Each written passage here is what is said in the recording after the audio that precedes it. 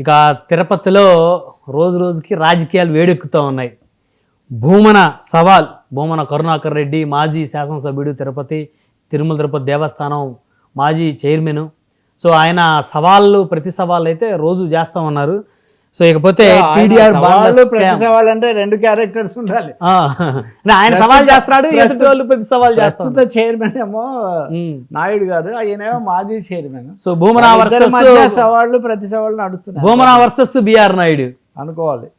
So ఏంటి sir పరిస్థితి? టీడీఆర్లో బాండ్ల స్కామ్ మీద కూడా పెద్ద ఎత్తున చర్చ. అంటే మీరు అన్నది ఏంటంటే ఈ పర్టికులర్ ఇది మటుకు ఇది టీటీడీ కంటే భూమన రాష్ట్ర ప్రభుత్వం. మొన్న మంత్రి నారాయణ మాట్లాడుతూ ఈ టీడీఆర్ బాండ్లు అంటే ట్రాన్స్ఫరబుల్ డెవలప్మెంటల్ రైట్స్, భూమి దేనికైనా తీసుకుంటే దానికి విలువ చెల్లించి తీసుకోవడం, రోడ్డు వేయడానికో ప్రజా ప్రయోజనానికి అన్నట్టుగా ఇది బాగా దుర్వినియోగం అయింది. తణుకులో చాలా ఎక్కువగా దుర్వినియోగం అయింది. అది మనం కూడా వార్త చూసాం.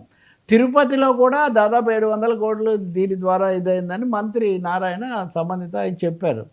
చెప్తే ఇక్కడ చాలా ఆసక్తికరంగా భూమన అలా జరగలేదని ఖండించడం లేదు. ఆయన ఏమంటున్నాడంటే దీనికి నాకు ఏ సంబంధం లేదు, మీరు ఏ విచారణ జరిపించినా నేను దానికి సిద్ధం అంటూనే ఒక ఐఏఎస్ అధికారిని, ఈ అధికారిని తాటకి కంటే పూతన కంటే కూడా భయంకరమైన అని చెప్తూ ఆయన ఏం చెప్పారో వినండి ఒకసారి.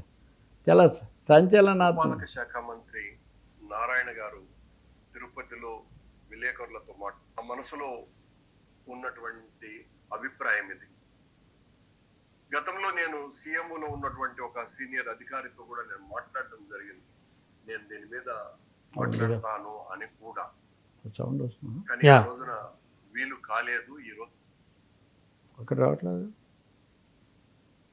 నిన్న పురపాలక శాఖ మంత్రి నారాయణ గారు తిరుపతిలో విలేకరులతో మాట్లాడుతూ డబ్బులు సంపాదించటమే తప్ప ఏ నైతిక విలువలు లేనటువంటి మనిషిగా, ఒక మాటలో చెప్పాలంటే ఓ తాటకిలాగా కింది అధికారుల పట్ల వ్యవహరించేటువంటి ఆమె, తిరుపతిలో మేము నూతనంగా రోడ్లు వేస్తున్నాం కనుక ఆ రోడ్లను కోల్పోయి, ఆ రోడ్ల వలన స్థలాలు కోల్పోయేటువంటి వాళ్లను టీడీఆర్ బాండ్ల పేరుతో దోపిడీ చేయటానికి, తద్వారా 100 కోట్లు నొక్కియటానికి ఆవిడ పన్నిన కుటిల పన్నాగాన్ని అడ్డుకున్నాము అన్నటువంటి దుగ్ధతో, కోపంతో ఆవిడ తెలుగుదేశం పార్టీకి సంబంధించిన మా పక్క జిల్లా నేతలకు ఈ విషయాన్ని చెప్పి ఏం మాట్లాడినా చెల్లుతుంది కాబట్టి 2,000 కోట్ల రూపాయలు అవినీతి జరిగిందేనని ఆ రోజు నుంచి ఈ రోజు వరకు కూడా మా మీద ఎంత ప్రచారం చేశారో అందరికి.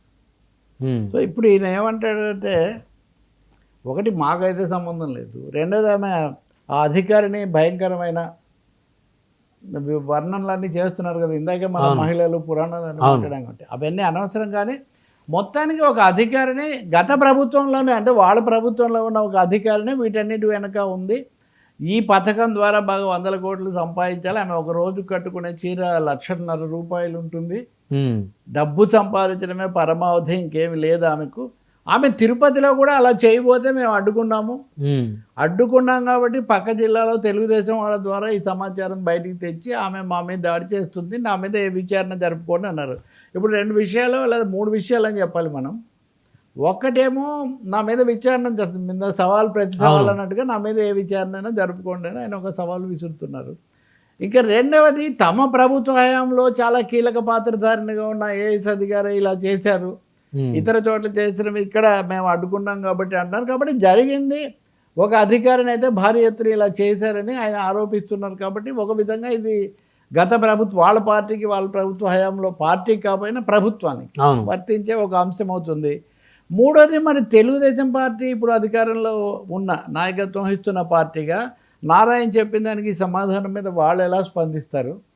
ఐఏఎస్లు, ఐపీఎస్లు వాళ్ళ బాధ్యతలు అప్పుడు ఇప్పుడు వాళ్ళు సరిగ్గా చేయడం లేదు, వాళ్ళే కారణం, అన్ని వాళ్ళే పక్కదో పట్టిస్తున్నారు, లేదా వాళ్ళే అధికారంలో ఉన్న వాళ్ళకు లోబడిపోతున్నారు, ఇలా చాలా ఆరోపణలు ఉన్నాయి. కానీ ఒక రాజకీయ నాయకుడు ఇంత స్పష్టంగా పేరు తప్ప మిగిలినవన్నీ ఆయన చెప్పి ఆమె ఎవరు అన్న దాని మీద కూడా మీడియా సోషల్ మీడియాలో ఆమె పేరు కూడా ఉంది. ఆయన చెప్పలేదు కాబట్టి అది నేను ఇప్పుడు ప్రస్తావించట్లేదు. కాబట్టి దీని మీద తప్పకుండా నారాయణ మొదలు పెట్టారు కాబట్టి మంత్రిగా తప్పకుండా ప్రభుత్వం దీని మీద విచారణ జరపాలి. రెండవది స్థలాలు తీసుకోవడము, రోడ్లు వేస్తామని, పరిశ్రమలు పెడతామని, 99 పైసలకి ఇస్తామని చాలా భారీ ఎత్తున అప్పుడు ఇప్పుడు జరుగుతూనే ఉంది. అవును, ఇప్పుడు చాలా ఎక్కువగాను జరుగుతుంది. ఐఏఎస్లు వీటన్నిటిగా వాళ్ళే బాధ్యత, వాళ్ళ ద్వారానే జరుగుతుంది. కాబట్టి ఈ మొత్తం వ్యవహారం ప్రజల నుంచి, పౌరుల నుంచి, రైతుల నుంచి, లేకపోతే అక్కడ ఉన్న వాళ్ళ నుంచి తీసుకుంటున్నప్పుడు సూత్రాలు ఎలా పాటిస్తున్నారు, పక్షపాతాలు, అవినీతి ఎలా జరుగుతున్నాయి, తాటకులు, అనకొండలు ఎలా తయారవుతున్నారు, అదేమో ఇందాక మనం మాట్లాడింది నేరాలు ప్లస్ అవినీతి. అవును, ఇది అచ్చంగా ప్రజల ఆస్తుల నుంచి డబ్బులు సంపాదించుకోవడం. ఈ అనకొండలను నిగ్గు తేల్చాల్సిన అవసరం ఉంది. మరి భూమన కూడా దీనికి సహకరిస్తారేమో, తనే విచారణకు సిద్ధం అంటున్నారు. కాబట్టి అంటే ఇప్పుడు తన విచారణ సిద్ధం అన్నారు కాబట్టి ప్రభుత్వం విచారణ చేసే అంత పరిస్థితి ఉందంటారు. చేస్తే చాలా మంచి, చేయడం చాలా ఈజీ కదా. ఇప్పుడు ఆయన సిద్ధం అంటున్నారు, సవాళ్ళు విసురుతున్నారు. మొన్న కూడా వాళ్ళిద్దరు మీరు అన్నట్టుగా నాయుడు ఈయన ఒకరినొకరు నాతో పెట్టుకోవద్దంటే నీతోనే పెట్టుకుంటాను. Tirupati is going to be పుణ్యక్షేత్రం. ఇప్పుడు మెల్లగా రణక్షేత్రం లాగా మారిపోయింది, రాజకీయ రణక్షేత్రం లాగా.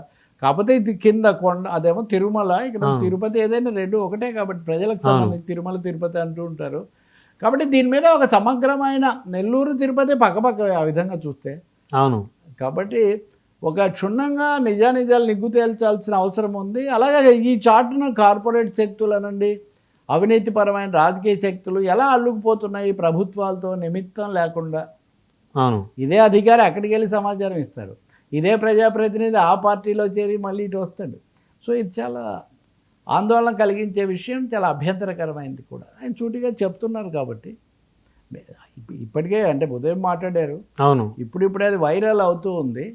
వైరల్ కావాల్సిన అవసరం కూడా ఉంది. ప్రభుత్వం నుంచి కూడా వేగంగా స్పందన చర్యలు ఉంటాయని ఆశిద్దాం సార్.